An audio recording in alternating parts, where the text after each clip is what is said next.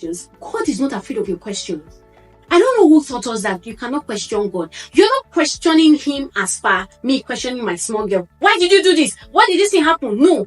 You are questioning because you need clarity. You are questioning because you need to reframe your mindset about certain things happening in your life. So God is not afraid of your question. He's not afraid of why is this person asking. He welcomes them because they also create a space for intimacy. When I sit back and I'm asking myself certain questions about himself or about myself, it's creating a space for intimacy. It's creating space for revelation, and it's creating space for trust. Victoria Indy here again, and we just want to continue from Power Pillar series.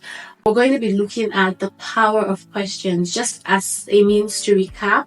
Power Pillar 1 was understanding times and seasons and transitions. Power Pillar 2, people, power of people, and then Power Pillar 3, power of community. And now we are going to be talking about the power of questions. Yes, questions, like the normal questions. In Igbo, we call it Ijua Juju. Right. And there's a quote, a very popular quote that says that the quality of your life is also determined by the quality of your questions. I remember then when we're going for some of those personal development conferences, and they'll say, do you have a question? Ask. No question is stupid. No question is silly. And why I agree with that. But it gets to a certain level when it comes to questioning that you also need to be very mindful of questions. You need to ask questions, but also need to also be very careful about what kind of questions are you asking. But then again, how you know what is a quality question and what's not. But anyways, today in the conversation, we want to talk about what power questions hold and why it is important and how it can be used for growth. What questions really do in our lives, especially when we are doers and achievers. There's a saying that we've all heard at some point, curiosity kills the cat. I don't know how many of you have heard it, especially when growing up. I heard it a lot. Curiosity kills the cat. But these people did not tell us the complete statement. It didn't end there. The second part says, but satisfaction brought it back. And that's the part that no one talks about. Curiosity, when paired with the right questions, is not dangerous. It is life-giving. It's the bridge that connects you from point A to point B, where you are to the next opportunity in your life, the next phase and stage in your life. The problem is many people don't ask questions. We have been taught to don't question and all of that. Even if we ask questions, we don't even really take time to ask the real deep questions, right? We fear the discomfort. Sometimes, again, I think, I need to say this. Sometimes I think it's because we fear the discomfort of the answers. Or worse, we don't even think to ask at all. We don't even ask ourselves questions, talking of other people. But so today, what I'm trying to let you know is that when you pause and you dare to ask yourself first, right questions, you create a path for clarity, for growth, and for change. Right. So questions are far more than just a means to gather information. We need to look at it this way. Every breakthrough that's happened in history, every moment of clarity, and when you sit with successful high performers or high achievers, you need to ask them the things that they do. Every moment of clarity, every step forward, towards greatness begins with a question. But the problem is sometimes we shy away from asking the questions that matter because we fear the discomfort of the answers. And so avoiding questions don't necessarily eliminate the problem. Saying I will not ask the question does not take away the problem. It only delays your ability to solve it. To know if you move forward with it. Sorry, this is just by the way. Especially in relationships where are we doing? What are we? This question about what are we? What are we doing? Some people don't want to ask the question of defining their relationship because they fear, what if he says nothing? But is it not better you hear what should be said so that you know whether to walk away or continue, right? And this is just, by the way, this is just a light comparison. When you resist asking questions like, why am I stuck? Or what do I need to change? Or what's happening in my life? You are choosing stagnation over growth. And it's not always about finding the answer immediately. And that's another problem many people have. Oh, if I ask questions, and who will answer me? If I ask God, don't ask God question. If I ask God, how will He answer me? It's not about finding the answer immediately. Sometimes the power could be in sitting with the question. Sometimes questions let things unfold for you. It challenges you, it stretches you, and then opens your mind to new possibilities. And that could be the answer. Asking yourself the question, am I doing what I'm supposed to be doing at this time? Am I where I'm supposed to? You see, and so you might not get the answer as in plain terms as you ask, but the answers could be in a way that challenges where you are, stretches you, and opens your mind to new possibility. Now, questions do two things. Number one, it reveals reality, not what you want things to be, but what currently is. The example I gave in relationship, you are asking a question of definition so that you are not in your mind imagining or assuming what you want things to be, but it will reveal the real intention and the real reality of what is currently on ground. They shine a part on the part of your life that you would rather ignore. So ask yourself questions. It helps you confront truths that need attention. The second thing that questions do for you is unlock possibilities. They sort of like open the door to the unknown because they've challenged you. When you ask, have you not noticed when you ask yourself certain questions, you begin to see things differently, right? You relate, yeah? And so these things, asking policy questions, I'm talking about questions to yourself now. You can also relate this to questions to people, to things, question structures, question systems, as it may be, right? What it does is that it pushes you beyond your comfort zone into growth. For instance, we're going to be using this example. When David faced Goliath, he asked the bold question, what will be done for the man who kills the Philistines? So we can see this in 1 Samuel. Now, I know it was about reward because reward also motivates. We're going to talk about that later in maybe one of those videos I'm going to be doing on the power pillars. But it was also beyond the reward. It was about challenging the fear and the complacency that paralyzed the Israelites. And that is what question does. His question reframed the battle in his mind. When they responded, it made him see that, there's a lot at stake. It reframed the battle for him. And so your identity is not shaped by what you know. It is sometimes shaped by what you're willing to learn. And you can only start learning from asking. Ask yourself, who am I becoming? What kind of legacy am I building? Am I living in alignment with God's purpose for the season? Things are happening in around you. You're questioning, because you truly need to reframe the things that are happening around you. When I'm talking about question, I'm not talking about just surface level questions, even if that's also part of it. But I'm talking about the kind of so deep questions that you're asking yourself, you're asking God, that demand honesty, that demands courage, and then a willingness to course correct when the answers reveals area of misalignment. See, when I'm talking about asking God questions, God is not afraid of your questions. I don't know who taught us that you cannot question God. You're not questioning Him as per me questioning my small girl. Why did you do this? Why did this thing happen? No.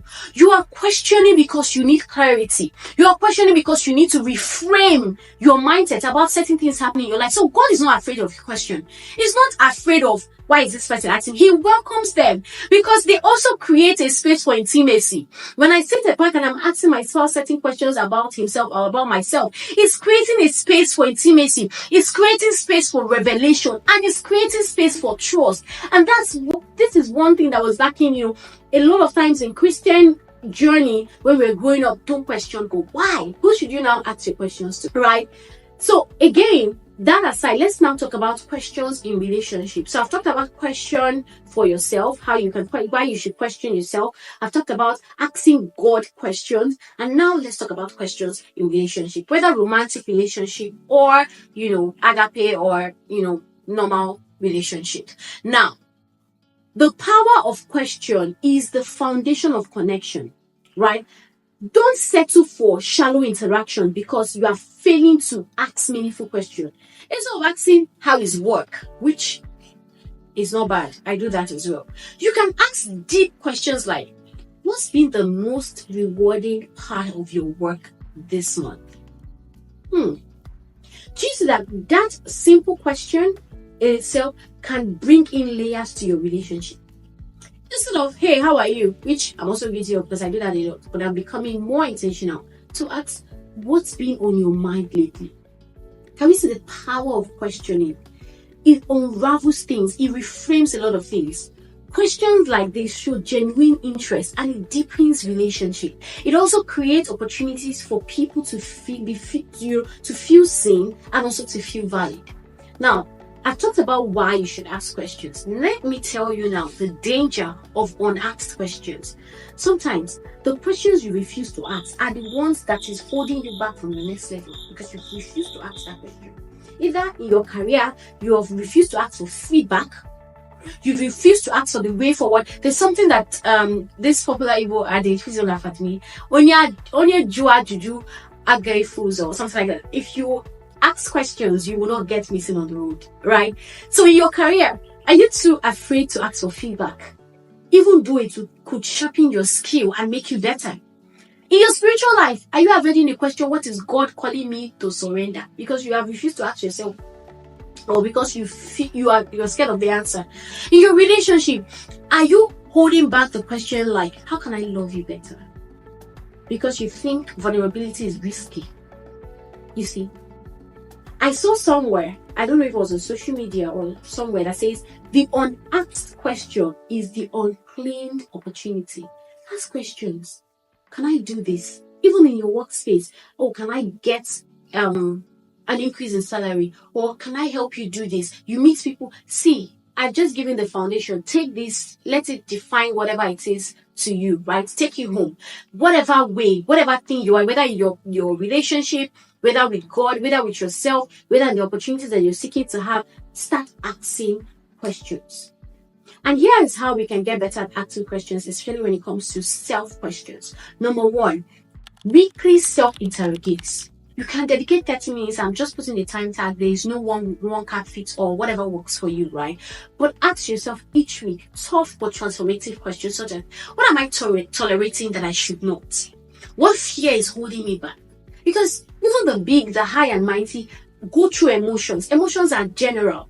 We go through fear, imposter syndrome, and all of those things. It is in the place of self-interrogation that you begin to see what is happening. What small step can I take this week towards my goal? That's a question. Number two, create a curiosity habit. Curiosity does not kill the cat. So challenge yourself to ask at least one new question every day about something or about someone, about the things that you're doing. Okay, how can I get better at graphic design? Who is the mentor in that area? How can I ask this question relating to this? My friends, how can I ask about their lives? How can I ask myself? How can I ask God about what I'm doing? Right? Because your curiosity would help you to learn and to grow. Now, there's another very important technique that I always teach about, and I talked about it in the Doers execution blueprint. This is somewhere in my YouTube channel. Just look for it. It is a 3 hours masterclass that you want to go through, right? So, but summarily, what the 5 why technique help you to do is when you face a challenge, you ask yourself why 5 times, because the first answer is usually not the root cause. There is something called the root cause analysis, right? You want to know why something is happening at the core, not just the facial level, right? This technique is usually used in solving problems. It helps you dig issues deep down to uncover what is really happening. For example, I procrastinate a lot, and then you ask yourself this question: why do you procrastinate? It could be, the first answer will be, I feel overwhelmed. Don't stop there. Ask yourself, why? Why do I feel overwhelmed?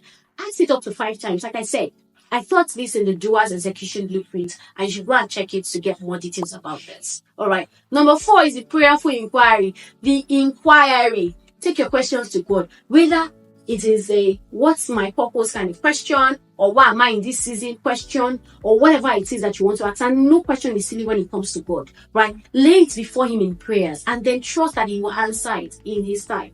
And His answer might not be the Samuel kind of answer where you're lying down and then He just is a blast of your name being called, right? So again, ask yourself this question: what questions have you been avoiding and why? If you could ask God anything right now, what would it be? How can you use questions as a tool to strengthen your relationship this week? How can you use questions as a tool to identify what is happening in your own life, to know yourself better, to know the people around you, your friends, your husband, your spouse, your partner? How can you use questions to get better at your job, to serve your clients better? Will you ask them questions like, how have our service been to you? How is this one? All of those things. The quality of your life is directly tied to the quality of questions you ask. And so ask that question. Whether they scare you, whether the answers scare you or not, ask. Because on the other side of them could lie the answer that will change the entire thing that you need. And so we've come to the end of this particular one, and in the next video I'm going to be talking about the power of asking. Now we've talked about question from the angle of, what is happening, why is this happening, or how can I be better, or how can I do this. Now we want to talk about asking. Closed mouths don't get fed. So I want you to I'll look forward to my next video. Until then, do have a fantastic, great time. Bye.